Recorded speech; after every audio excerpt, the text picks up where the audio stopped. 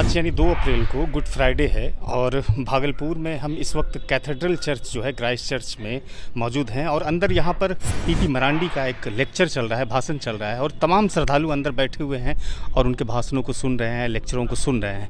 हमारे साथ आज बात करने के लिए अरुणिमा है और ये यहाँ पर आई हैं प्रे करने के लिए गुड फ्राइडे के दिन। आज प्रभु यीशु का बलिदान दिवस के रूप में आप लोग मनाते हैं, क्या होता है इसमें?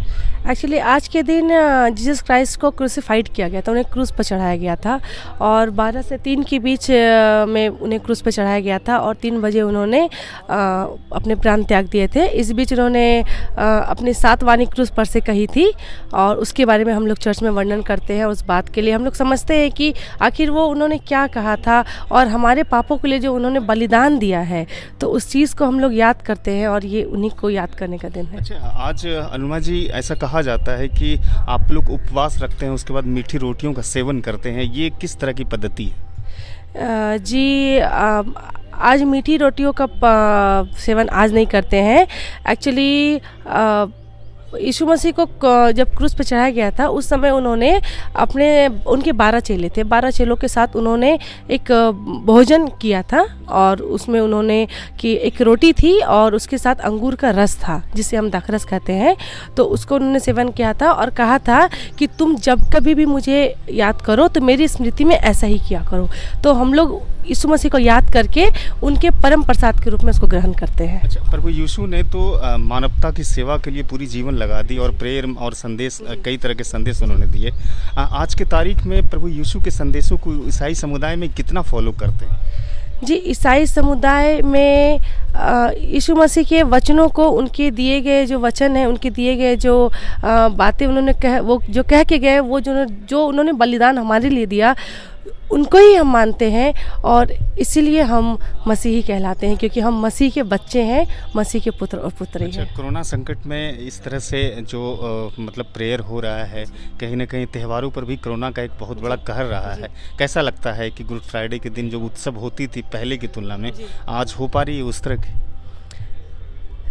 इसके लिए मैं कहना चाहूँगी कि लास्ट ईयर जब 21-22 मार्च से लॉकडाउन लग गया था, तो लास्ट ईयर हमने ना गुड फ्राइडे चर्च में हमने गुड फ्राइडे नहीं मनाया था, प्रेयर नहीं किया था, क्योंकि सारी जगह लॉकडाउन लग गया था।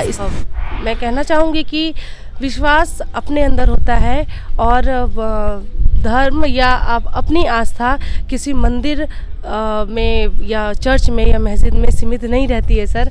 आप अगर यीशु मसीह को मानते हैं, उनसे आप प्रार्थना करते हैं, ईश्वर आपके मन में है, आप कहीं भी प्रार्थना कर सकते हैं, कहीं भी गुड फ्राइडे मना सकते हैं। ईश्वर आपकी बात घर से भी उतनी सुनेंगे और यहाँ से भी उतनी सुनेंगे। जहाँ तक रही सर बात उत्साह की, तो उत्साह सर हम मनाते हैं कि आज के दिन यीशु मसीह ने हमारे लिए प्राण दिए, हमारे पापों का अपने ऊपर लिया, अपना प्राणों का बलिदान दिया हमारे लिए, तो ये हमारे लिए बहुत बड़ी उत्साह की चीज़ है सर। इसके लिए चर्च आके ही उत्साह मनाया जाएगा ये बिल्कुल ज़रूरी नहीं है। हम घर पे भी पिछले साल थे तो पर्याप्त उत्साहित थे और ईस्टर के दिन हम लोग कहीं नहीं जा पाए, फिर भी हमने घर में प्रार्थना किया, घर में हम लोगों ने मिलके सारे वचनों को पढ़ा, सारे वचनों को मनन किया और हम लोग उतने ही उत्साहित थे। लेकिन प्रभु यीशु हमेशा से प्रेम के पक्षधर थे और मानवता की सेवा के लिए उन्होंने अपनी पूरी जीवन तो लगाई ही, लेकिन उन्होंने मानव को ये संदेश भी दिया कि आप जितना हो सके आपस में मिलजुल कर रहें। लेकिन पूरे विश्व में आज देखते हैं कि नफरतों का दौर चल चुका है, खासतौर से भारतों में इस तरह का आज माहौल है कि कहीं ना कहीं एक दूसरे समुदाय से लोग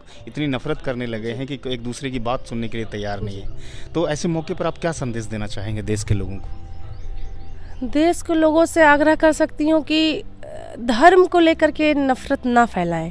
कोई भी धर्म मारना नहीं सिखाता, कोई भी धर्म द्वेष फैलाना नहीं सिखाता, कोई भी धर्म झूठ बोलना नहीं सिखाता, कोई भी धर्म हत्या करना नहीं सिखाता, ठीक है। तो धर्म के नाम पे जो हम कर रहे हैं वो बिल्कुल गलत है, क्योंकि धर्म के नाम पे जो भी कर रहे हैं वो हम अपने ईश्वर को एक तरह से कहिए तो ईश्वर को बदनाम करने की कोशिश करें, क्योंकि हम जिस ईश्वर को मान रहे हैं तो लोग यही कहेंगे अरे ये उसका अनुयायी है तो उसके ईश्वर ऐसे ही बोलते होंगे। तो इस वजह से बहुत सारी प्रॉब्लम ऐसी आती हैं, लोग कहते हैं कि अरे ये ऐसा है तो ये इसके तो धर्म ग्रंथ में या ईश्वर ही इसके ऐसे होंगे, इसलिए इनको ये शिक्षा दी गई है। आप अपने मन के अहंकार या कह ले अपने मन की ईगो के कारण या अपने मन की नफरत के कारण अपने ईश्वर को कहीं से भी नीचा ना गिरने दें। ये सारे धर्मों के लिए है, सिर्फ ईसाई के लिए नहीं, मुस्लिम के लिए, हिंदू, सब सारे जो जितने विश्व में सारे धर्म है सबके लिए है कि अपने कर्मों के कारण अपने ईश्वर का नाम नीचा ना गिरने दें। जी, हमसे बात करने के लिए बहुत बहुत शुक्रिया। Thank you. तो ये एक श्रद्धालु थे जो आज कैथेड्रल चर्च में प्रभु यीशु की पूजा अर्चना के लिए आए हुए थे, और इनका कहना है कि प्रभु यीशु ने आज ही के दिन अपना प्राण त्यागा था, उनको सूली पर चढ़ाई गई थी, और प्रभु यीशु के ख़ास तौर से मैसेजों को फैलाने की ज़रूरत है आज के समय में। तो आज के इस वीडियो को यहीं पर ख़त्म करते हैं। इस वीडियो को यूट्यूब और फेसबुक पर लाइक करेंगे, सब्सक्राइब करेंगे। धन्यवाद।